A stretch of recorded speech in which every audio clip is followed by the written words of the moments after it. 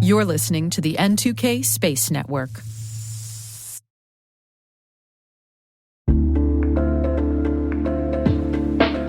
And now, a word from our sponsor, SpyCloud, the cybercrime analytics leader. SpyCloud disrupts cybercrime by telling you what criminals know about your business and your customers, so you can take action to prevent ransomware, session hijacking, account takeover, and online fraud. SpyCloud constantly recaptures and analyzes new data from the criminal underground, including credentials, session cookies, and PII siphoned from malware-infected devices. With knowledge of the specific exposed data criminals have in hand from InfoStealer malware on managed and unmanaged devices, security teams can respond with a more efficient and effective process called post-infection remediation that fits seamlessly into existing incident response frameworks. Get SpyCloud's post-infection remediation guide outlining the 7 steps for preventing a malware infection from becoming a full-blown ransomware incident. Visit spycloud.com/cyberwire. That's spycloud.com/cyberwire. And we thank SpyCloud for sponsoring our show.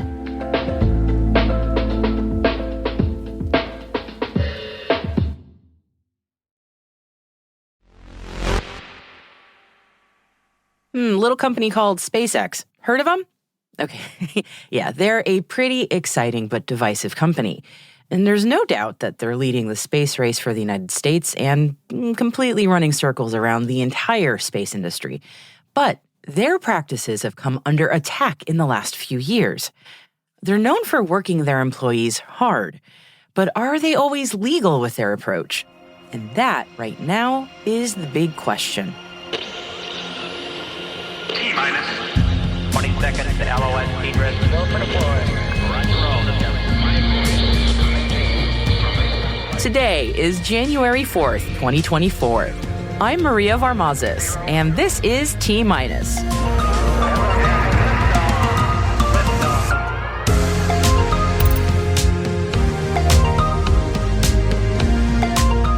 SpaceX under fire over employee issues. Maxar Intelligence lands an NGA contract for the Indo-Pacific region. Rocket Lab secures a $489 million contract with an undisclosed U.S. government agency. And our guest today is Dr. Elaina Hyde, director of the Allan I. Carswell Astronomical Observatory at Canada's York University. Stay with us for that chat.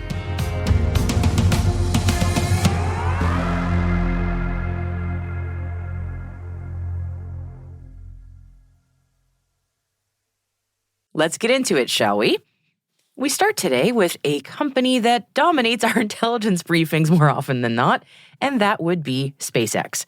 As we mentioned at the top of the show, there's no doubt that they're doing amazing things in the commercial space industry, but their handling of employee issues is once again making the headlines.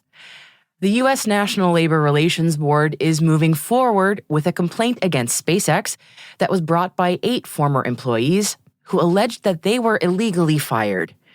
The employees say that they were dismissed for circulating an open letter within the company. The complaint and notice hearing, which were obtained and posted online by Jeff Faust from Space News, alleged that the respondent, and that would be SpaceX, has violated the National Labor Relations Act. The Labor Relations Board has concluded that SpaceX, quote, has been interfering with, restraining, and coercing employees in the exercise of the rights guaranteed under the National Labor Relations Act. They're seeking remedies that include training on the act for SpaceX managers and sending letters of apology to the fired employees, but the complaint does not specify any monetary damages. The complaint does add, though, that the board, quote, seeks all other relief as may be just and proper to remedy the unfair labor practices alleged. The employees, whose names are redacted in the complaint, shared a letter that was circulated on the SpaceX system in June 2022 that allegedly called for the company to distance itself from the CEO Elon Musk's personal brand. The letter, which sounds like a doozy, quote, impliedly invited employees to quit if they wished to engage in protected concerted activities and impliedly threatened employees with discharge if they wished to continue discussion of the issues contained in the open letter. We will see what, if any, remedies are implemented at the behemoth space company. And if you'd like to read the complaint in full, we've got a link in the show notes for you. And we mentioned yesterday that SpaceX had launched the first 6 direct-to-cell service satellites earlier this week, but we neglected to mention that the company is partnering with T-Mobile on the service. T-Mobile says that more than 500,000 square miles of the United States is not covered by cellular networks, along with large stretches of ocean. T-Mobile President of Marketing Strategy and Products, Mike Katz, says it is the company's mission to be the best in the world at connecting customers to their world, even in the most remote locations for added peace of mind when they need it most. It was revealed last year that Starlink would begin offering SMS solutions in partnership with T-Mobile in 2024, with voice, data, and IoT services to follow in 2025. And yep, we're still talking about SpaceX. And speaking of SpaceX partnerships, Japan Airlines have announced a new venture with Elon Musk's company. Japan Airlines plans to leverage SpaceX's expertise to develop and launch their own fleet of space shuttles. No specific details about the timeline and pricing for commercial space travel have been disclosed yet, but both companies have expressed their mutual excitement and dedication to making this dream a reality in the years to come. And yep, we are still talking about SpaceX. New Space India Limited has announced that it will be using SpaceX to launch a communications satellite later this year. It's the first partnership between an Indian agency and SpaceX, which is looking to expand its business in the country. The launch is scheduled for the second quarter of this year. And the reason they're using SpaceX instead of India's own Polar satellite launch vehicle is that it exceeds the current highest spacecraft launching capacity of India's space agency, which is currently set at 4,000 kilos. Maxar Space Systems is celebrating the successful performance of the recently launched Ovzon 3 satellite. And Maxar built the satellite for Ovzon, which is a Swedish-based SATCOM-as-a-service provider, and it launched on a SpaceX Falcon 9 rocket from Florida just yesterday. Ovzon 3 is Maxar's first use of their all-electric modular architecture platform, which the company says allows for parallel processing of separate modules to improve production efficiencies. And so far, the spacecraft is performing as expected. Okay, now we are moving on from SpaceX. And Maxar Intelligence has received a contract to provide the U.S. National Geospatial-Intelligence Agency with the company's Precision 3D Data Suite bundle, covering 160,000 square kilometers within the U.S. Indo-Pacific Command area of responsibility. The commercial 3D data provided by Maxar will support the work of NGA's Office of Geomatics, which maintains accurate 3D GeoInt products in support of a diverse group of military and civilian customers. No details about the contract's value were included in the press release. And while many of us were busy preparing and getting involved in the festive season, Rocket Lab secured a massive $489 million contract with an undisclosed U.S. government agency. The contract calls for the company to design, build, and operate 18 space vehicles.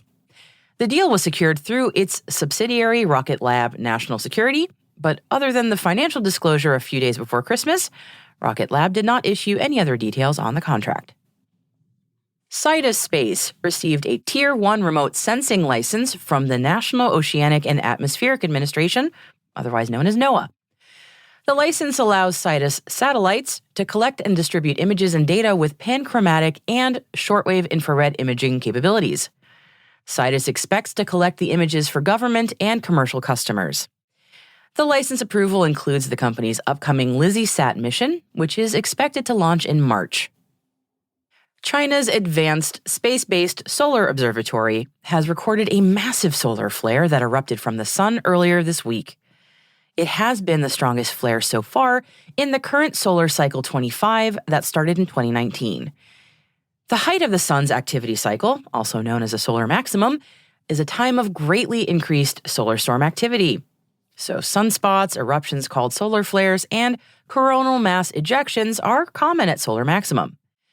Yep, we are expecting to see more of these flares and experience some of their damaging effects to assets in Leo in particular this year.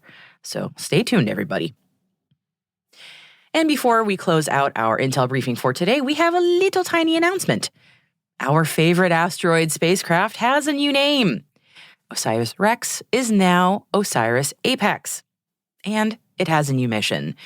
to meet asteroid Apophis. Now, OSIRIS APEX stands for, and all right, you got to strap in for this one, Origins, Spectral Interpretation, Resource Identification and Security, and that's the OSIRIS bit, and Apophis Explorer, and that's APEX, so OSIRIS APEX. Whew. Now, Apophis is an asteroid made of silicate materials and nickel iron, and is expected to approach Earth, a mere 20,000 miles away, in 2029. The spacecraft is expected to arrive at the asteroid in April 2029, after its near pass, to study how the close encounter with Earth will change the asteroid's orbit and the length of its 30.6-hour day.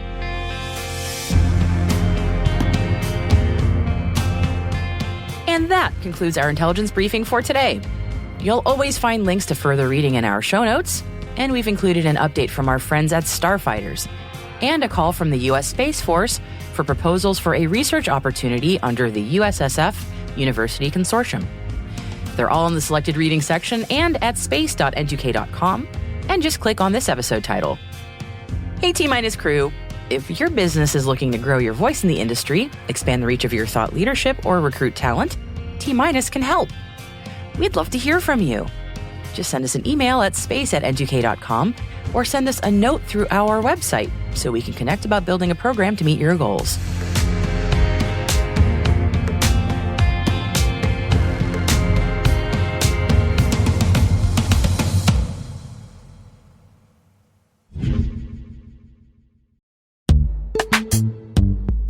This episode is brought to you by Palo Alto Networks, the leader in cybersecurity. As AI-driven attacks increase, organizations can't afford to have network security that's stuck in the past. Discover how Palo Alto Networks can help you predict what's coming and proactively secure against it with a zero-trust, AI-powered network security platform built to secure whatever, whenever, wherever. To learn more, visit paloaltonetworks.com/network security platform.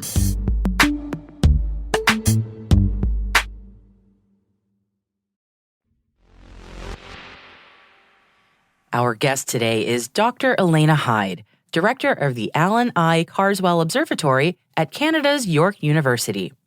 The observatory there has just been renovated, so we wanted to catch up on what's new there. And I should mention, Dr. Elaina Hyde gave me a cool video tour of the facility, so we will be sharing the video from that tour of the telescopes in the coming weeks on our social media platforms. So stay tuned for that. But for now, here's some of our chat with Elaina, sharing more details on the observatory. And if she sounds a bit echoey, keep in mind, it's because she was joining me from inside the observatory. The domes and the building was constructed in around 1965 to 68. And the 60-centimeter telescope, which is in the other dome, arrived around that time as well. So about 2 years ago, that's when we started the renovation project, really. The roof was actually leaking. So we had a lot of water ingress in the old domes, which destroyed a lot of stuff. And when we got the roof redone, we were able to sort of trigger, not just the regular roof, but also the domes. In addition to like the physical infrastructure, also like the IT system is obviously humongous amounts of work. And I can hear the servers whirring. You had mentioned that, going from the really analog equipment to digital, I mean, that's a humongous process. Yes, absolutely. The software and computer science aspects of observatory life should not be underestimated. This is one of my personal sort of favorite things to tell students who are interested in astronomy now is computer science and data science are absolutely integral to everything you're going to want to do, because this isn't just a network rack. We actually have our own managed switch. We have a router inside there. We have our own LAN. All of these things are what is usually termed computer science, but absolutely vital, because every single system coming in from the telescope control to the instruments to the little boxes that control which switches go where. They all have individual signals that need to come into these computers and not get confused. So it's a massive undertaking, to the extent where we also have to worry about power management system. So we don't just plug these into the wall. We actually have power distribution units at the bottom of this rack. Each telescope has its own managed power distribution, which is then plugged into the emergency backup power supply system that we have, so that we can have one last, let's turn everything off if the power goes. So you have to worry about not just the software, the computers themselves, the computer management, but also the power management, and of course, backups. I was going to say, I'm imagining me as maybe a baby astronomer going, I really just wanted to look at stars and nice things in the night sky, and suddenly I have to learn how to do what? And I have to learn all these IT skills. I wasn't really expecting that. I was a little surprised myself, but it's worth it. It's worth it. And, not everyone needs to learn all of them. I would say that maybe if you're the director. Yeah, I can imagine that. So when you were going through this entire upgrade process, I mean, I'm just trying to imagine decades old equipment moving to something like this. That must have been incredibly complicated on a number of levels, but also, I mean, are a lot of other observatories going through something like this, or have they? Or are you guys all sort of a little bit ahead of the curve on this?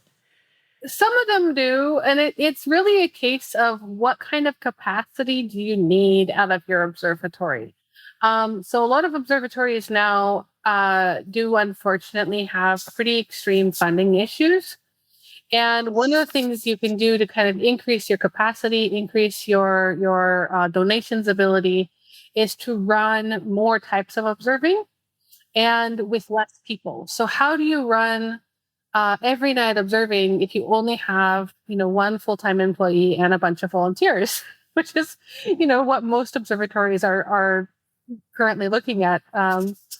Well, you have to have robotic systems. And if you need a robotic system, that's where you need computers to come in. You need a computer-controlled, managed system that is going to be trustworthy and have emergency backups.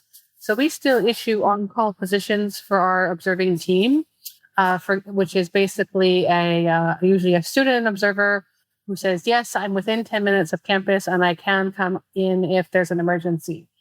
So we still issue that because it's a good idea, but we have emergency backup systems for closing the dome, for being able to turn off the instruments.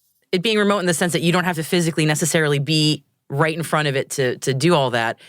Huge benefits, but I would also imagine, I mean, I'm putting my cybersecurity hat on for a second, risky in other ways too, that maybe in ways that nobody needed to worry about in the 60s.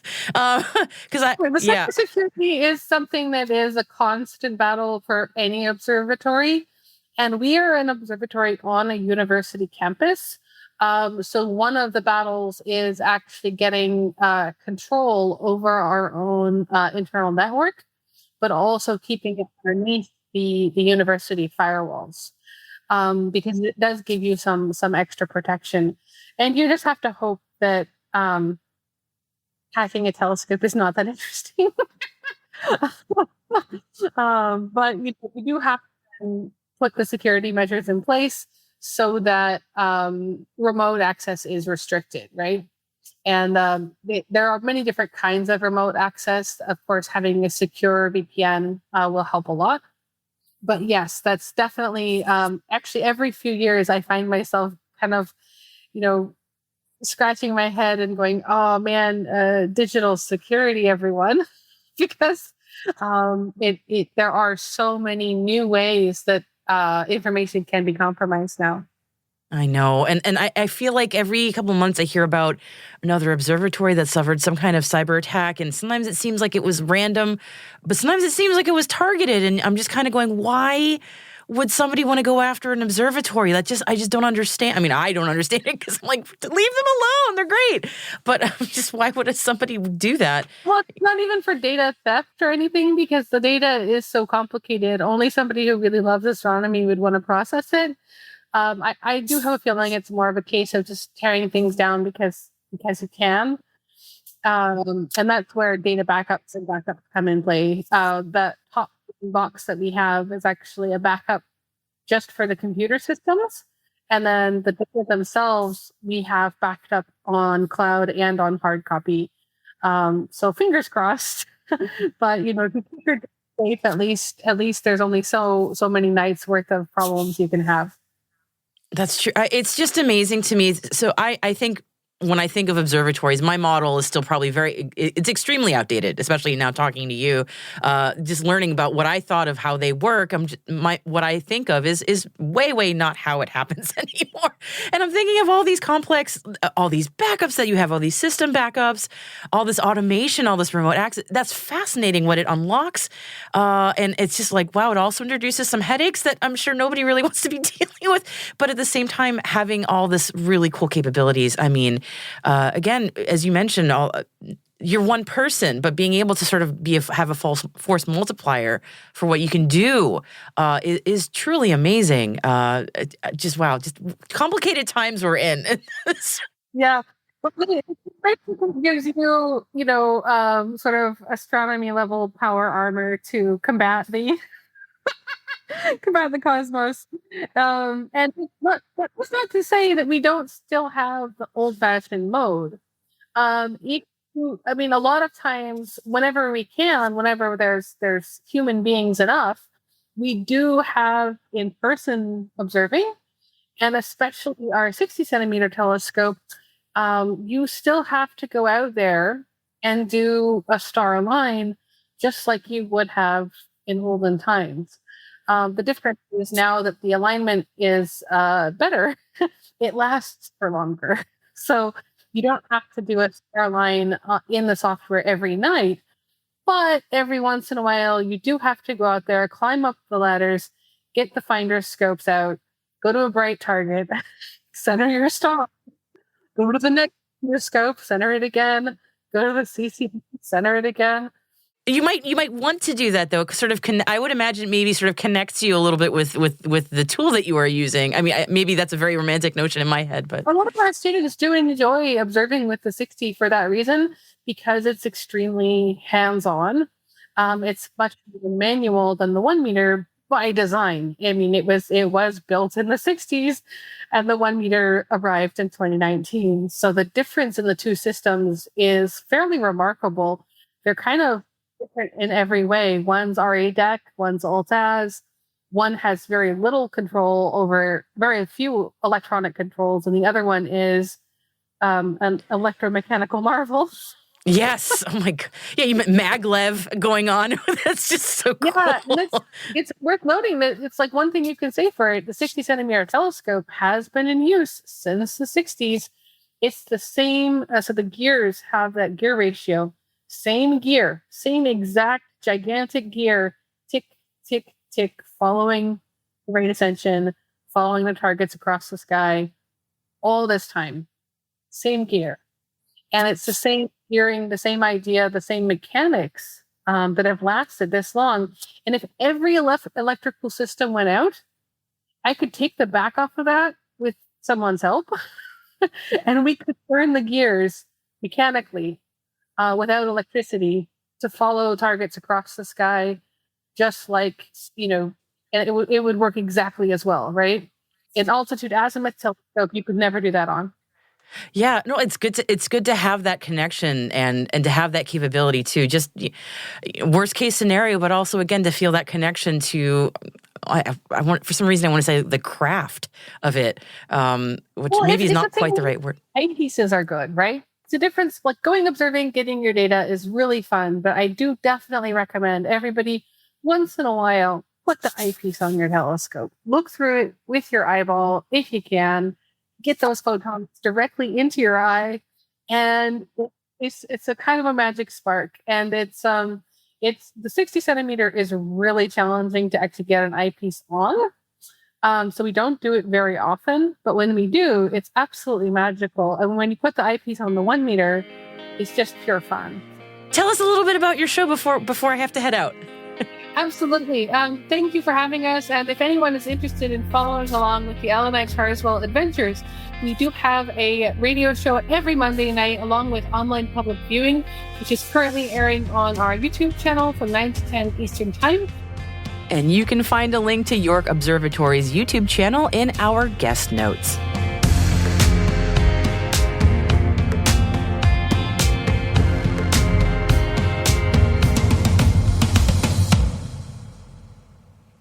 We'll be right back.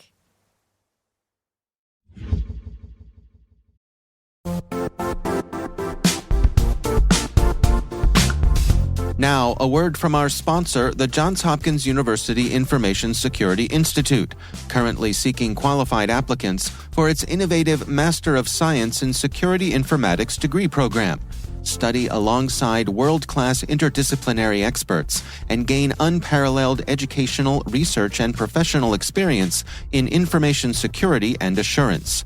Interested U.S. citizens should consider the National Science Foundation's CyberCorps Scholarship for Service program, which covers tuition and a $6,000 annual professional development allowance, as well as providing a $37,000 additional annual stipend.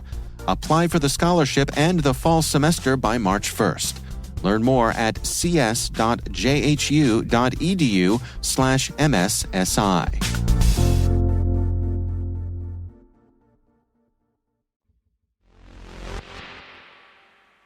Welcome back. And when you think of space history, what country comes to mind? The United States? Russia? China? Well, what about Australia? Yep, they've got some great history too, no? The Aussies are celebrating their space history on a newly minted $1 coin, and that would be $1 Australian, of course, the first coin to be minted in 2024. The coin named Out of This World, Australia in Space, was chosen by the Royal Australian Mint as its 2024 theme to showcase Australia's history and significance as one of the earliest nations to launch its own satellite. The Mint worked with the Australian Space Agency to come up with the coin's design, and the coin's tails side, because it has King Charles III on the head side, depicts an Australian astronaut on a spacewalk, and the launch of the RESAT-1 on a modified U.S. Redstone rocket in 1967. The launch established Australia as the 7th nation to put a satellite into orbit, and the 3rd country to launch from its own territory, after the Soviet Union and the United States. Australia also played a pivotal role in the Apollo era, relaying the signal from the Apollo 11 landing, and they made that into a fun movie called The Dish, if you want to learn Hollywood's version of that story. So, the more you know, and what a cool way to remember the country's space legacy as it makes leaps in the new commercial space era.